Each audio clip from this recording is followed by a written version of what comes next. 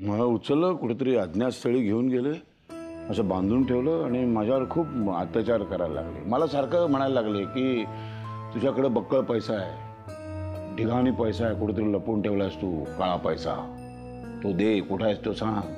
मी त्यांना सांगितलं, बाबा माझ्याकडे काळा पैसा नाही आहे, जे काही पैसे आहेत ते सगळे बँकेत आहेत, ते सगळे मेहनतीने कमवलेले आहे. ऐकलं नाही. काय काय त्रास सहन केलाय मी, तुम्हाला कल्पनाही येणार नाही. म्हणून म्हटलं डॉक्टरांनी जे सांगितलं ना ते अर्धवट आहे. आणि मग त्यांनी मला मारलं आणि निघून गेले. त्यांना वाटलं मी मेलो. मेलो नव्हतो मी.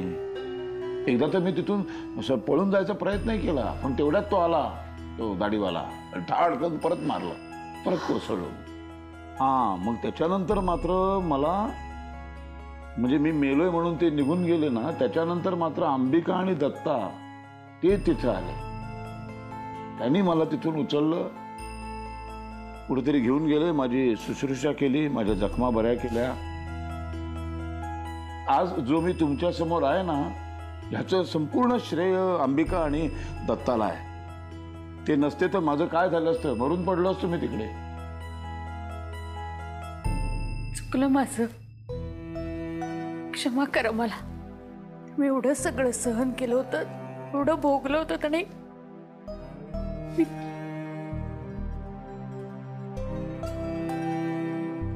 मी नको तो विचार केला तुमच्या बाबतीत. तर 2-2 दिवस माणसाला उपाशी ठेवल्यानंतर आताशासारखंच खाणार ना रे. झोपू नाही दिलं, हसता बसता झोपणार नाही मला. मी विचित्र झोपलो. अरे देवा, नकळत नकळत झालं असणार. खरं सांगू तुम्हाला, हे सगळं मी काय करतोय, म्हणजे बका बका खातोय, विचित्र झोपतोय, काय बडबडतोय, माझं मलाच कळत नाही आता. अहो कसं कळणार दादा, हे सगळं तुमच्या नकळत घडतंय. खरंच सगळं नकळतच घडतंय, म्हणून तर असं झालंय. तुम्हाला सांगू मी, मला ना इथे आल्यापासून अशी सगळी तुम्ही माणसं ना मला पहिल्यांदाच भेटताय असं वाटते. म्हणजे मी वैजयंतीला पहिल्यांदाच भेटलो, या मुलाला भेटलो पहिल्यांदा, असं सगळी पहिल्यांदाच बघतो. हे काय पहिलंच ते सोडा, हे आहे ना, हे सगळे पडदे, खिडक्या, हे सगळं, हे बाथरूम, दरवाजा, वाडा, नाडी, सगळं मला असं वाटतं मी इथे पहिल्यांदाच आलो. हे मी पहिल्यांदाच बघतोय, कधी बघितलेलंच नाही. आता बरं झालं तुम्ही तुमचं मन मोकळं केलं. नाही नाही, पण आता मी कामाला लागणार. मी कामाला लागलो, कामात एकदा मी स्वतःला बुडवून घेतलं की सगळं तो जुना दादा परत येणार. रावसाहेब सगळं आठवायला लागेल मला बरोबर. तुम्ही नका काळजी करू. तर आता मला थोडं काम करायचं आहे. झोपायच्या आधी काही कामं उरकायची आहेत. कामाला लागल्याशिवाय, कामामध्ये बुडवून घेतल्याशिवाय तो ओरिजिनल रावसाहेब येणार नाही.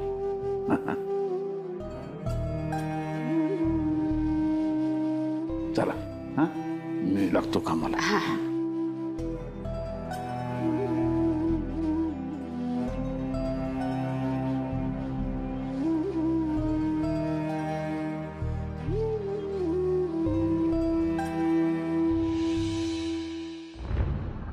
अरे काशा, आम्ही तर घाबरलोच होतो.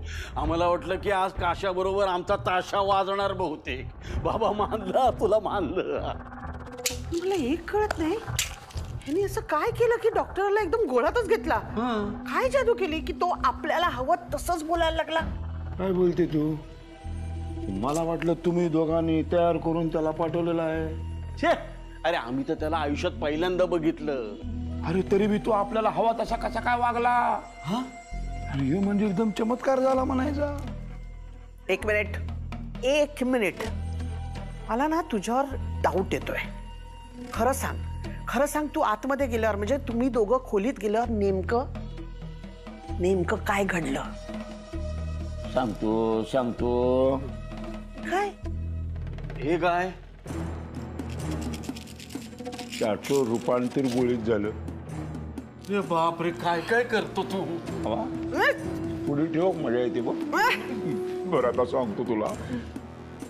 आम्ही खोलीत गेलो, तर डॉक्टरनी दरवाजा लावला.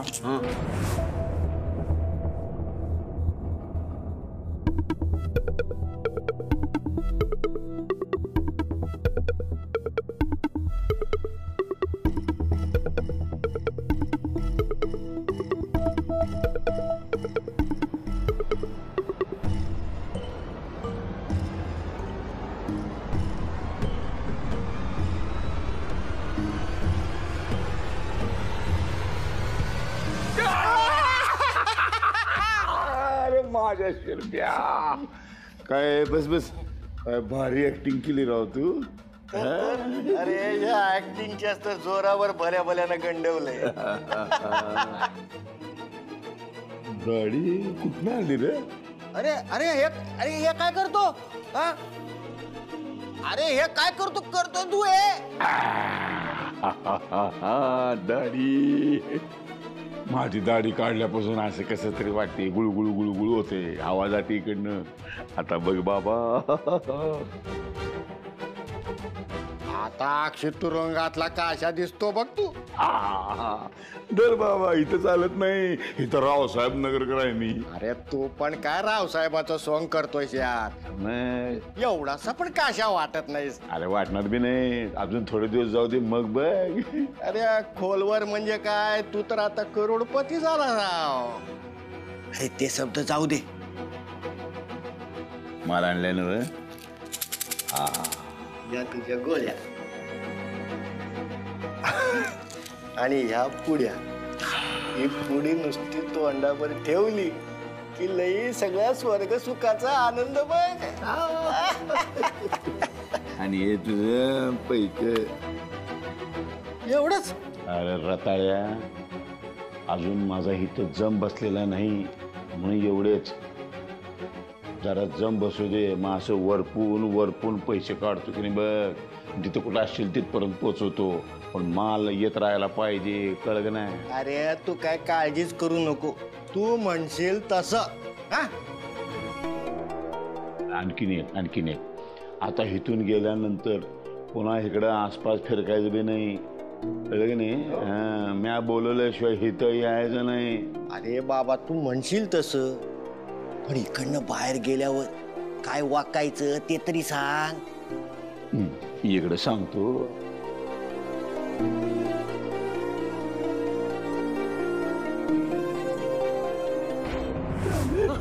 अरे बाप रे, अरे बाबा काशीनाथ महाराजा, धन्य तुझी.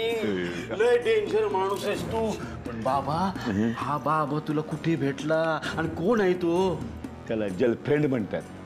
जलफ्रेंड म्हणजे तुम्हाला कसे तुमचे मैत्र कुठे गावले? शाळेमध्ये, कॉलेजामध्ये.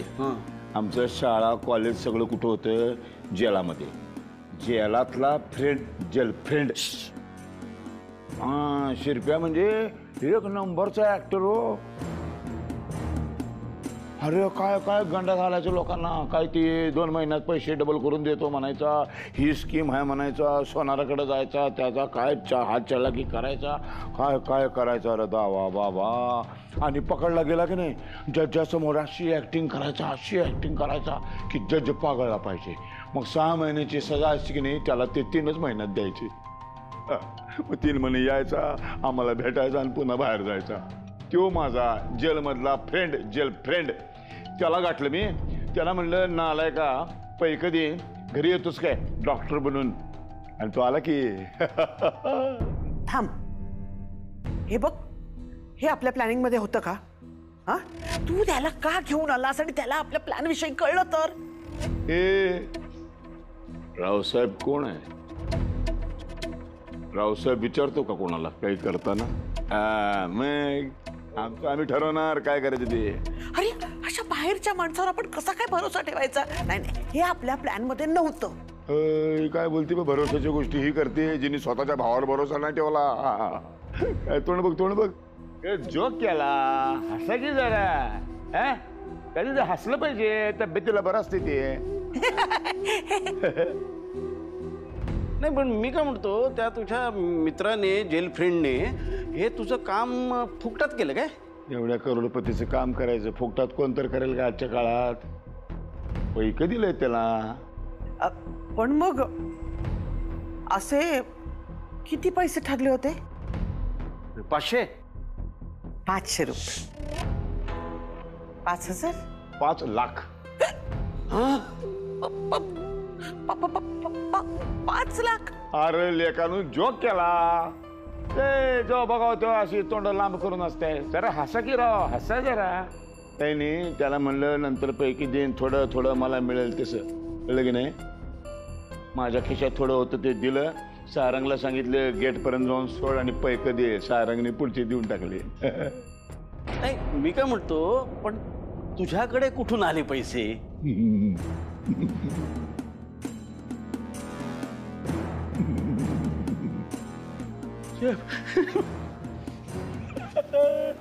अरे काशा, तू माझ्या खिशातले पैसे चोरलेस हे असं बरं नाही केलंस तू. अहो तुमच्या खिशातले काढले.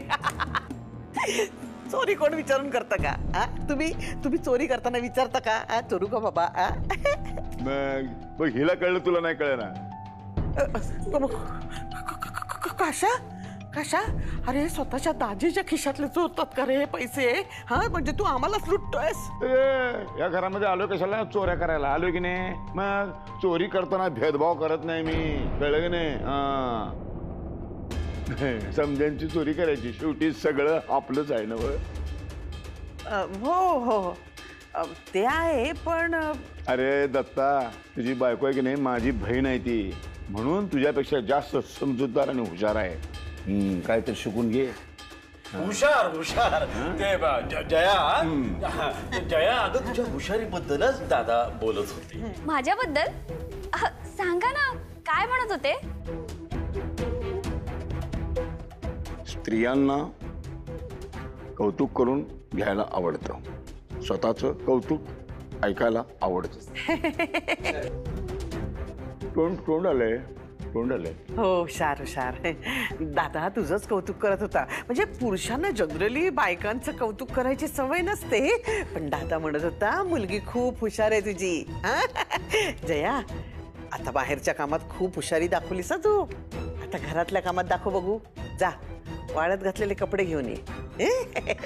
घरातल्या कामात पण हुशार झालं पाहिजे बाईनी माझ्यासारखं. हो मम्मा.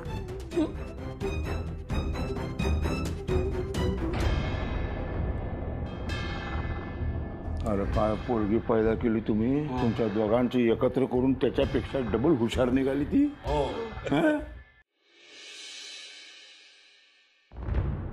मला यांचं कळतच नाहीये, माझ्याबद्दल मला न विचारता कसं ठरवत असतील. आणि आता काय ठरवलंय?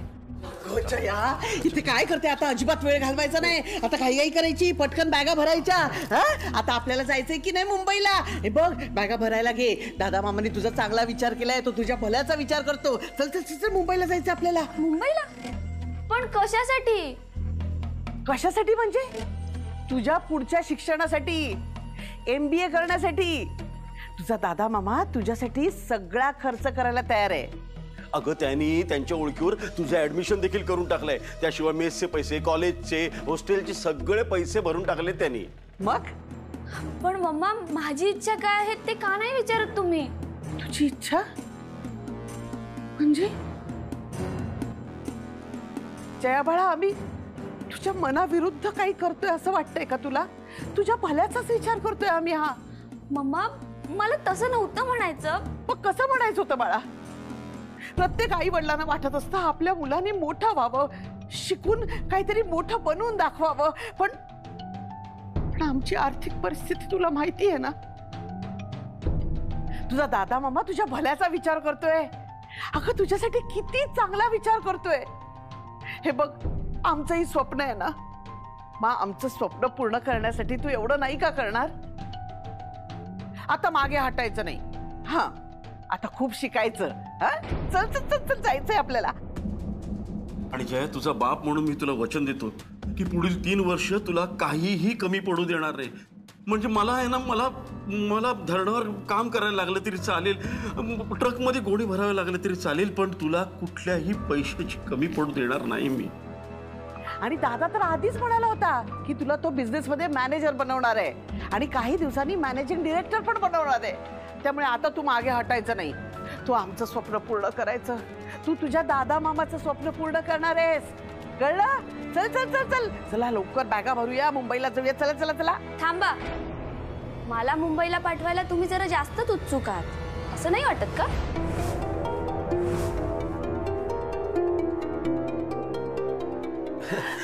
जया बाळा,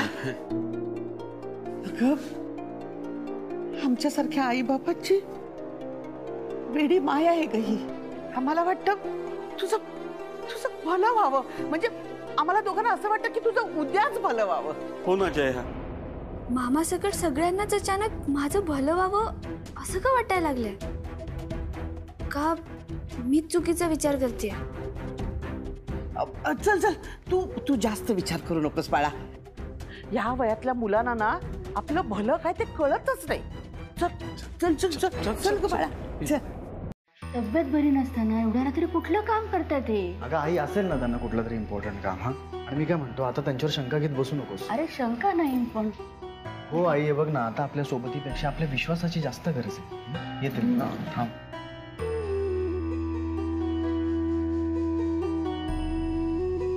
दादा, तुम्हाला बरं वाटतंय ना? बरं झालं तुम्ही तिघही इथेच आहात. तुमच्या तिघांशी मला जरा महत्वाचं बोलायचंय. काही गोष्टी तुम्हाला सांगायच्या. हा दादा, बोला ना. त्या ज्यांनी कुणी मला किडनॅप केलं होतं त्या गुंडांच्या बद्दल मी अंबिका आणि दत्ताशी बोललो. पण त्या गुंडांबद्दल त्या दोघांना खरंच काही माहिती नाही. मला असं वाटतं की कोणीतरी आपल्या घरामधलंच आहे जे त्या गुंडांना सामील झालेलं आहे. त्याशिवाय माझ्या विरोधात एवढं मोठं कारस्थान करण्याची हिंमत नाही करू शकत. जो कोणी आहे त्याला मुळापासून उपटून फेकून द्यावं लागेल. दादा, पण ओळखीचं कोणी सांगणार असेल ना तर तुम्ही घरी आलाय ही खबर त्यांच्यापर्यंत पोहोचली असणार आहे. खबर पण लागली असणार आणि संपत्ती अजून कशी लुटायची याचं वेगळं प्लॅनिंग पण झालं असणार. दादा, हा, आता हे खूप जास्त सिरियस आहे. बघा, मला काय वाटतं, आपण पोलिसात जाऊन कंप्लेंट करूया. आणि तसंही इकडचे जे SP आहेत त्यांची आणि तुमची खूप चांगली ओळख आहे. सो पोलिसांमध्ये जाऊन काही उपयोग नाही. नुसती बरोबरची मलमपट्टी होईल. हा जो कोणी आहे त्याला मुळापासून उखडून टाकायचं आहे मला. त्यासाठी मी माझी यंत्रणा कामाला लावेल. आणि एकदा का सापडला की त्यांनी जेवढा मला त्रास दिलाय त्या प्रत्येक त्रासाचा बदला घेईन मी. हो दादा, मी पण तुम्हाला जो त्रास झालाय ना त्याचा बदला घेण्यासाठी तेवढाच उत्सुक आहे. आता मला तुमच्या सोबत ठेव. नाही रे बाळा, ही लढाई माझी आहे. ती माझी मी लढणार. तुमच्यावरती फार मोठी जबाबदारी आहे. ती घरातली, घरच्यांची. घराचा बिझनेस तो तुम्ही सांभाळा. तुम्ही घराकडे लक्ष द्या, मी त्या दैत्याकडे लक्ष देतो. पण हे सगळं करायची खरंच गरज आहे का? तुमचा विचार करा, माझा विचार करा ना जरा. उद्या तुम्हाला काही झालं तर मग? मला काही होणार नाही ग. मी तुला शब्द देतो, मी तुझा विचार नक्की करीन. दादा, हे बघा, तुम्ही खरंच कुठलाच मोठा धोका पत्करू नका. आणि समजा एखादी जोखीम घेण्याची वेळ आलीच ना, तो प्लीज प्लीज आईचा चेहरा आठवा. अरे येणारच तो. बायको आहे माझी ती. तिचा विचार येण्यासाठी वेगळं काही करायची गरज नाही मला. अरे मला काही होत नाही रे. तुम्ही नका काळजी करू. एवढ्यात तुमच्या सगळ्यांचं प्रेम आहे ना माझ्या भोवती. मग कवच कुंडल आहेत ती माझी. काही होत नाही मला. निश्चिंत राहा तुम्ही. हं? दादा, तुम्ही आराम करा, मी येतो. येतो आई.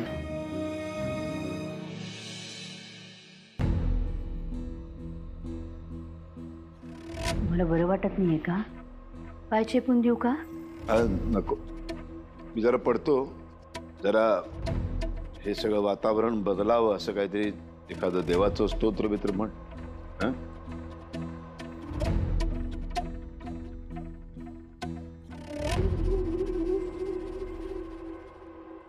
सांगून घालू? नको.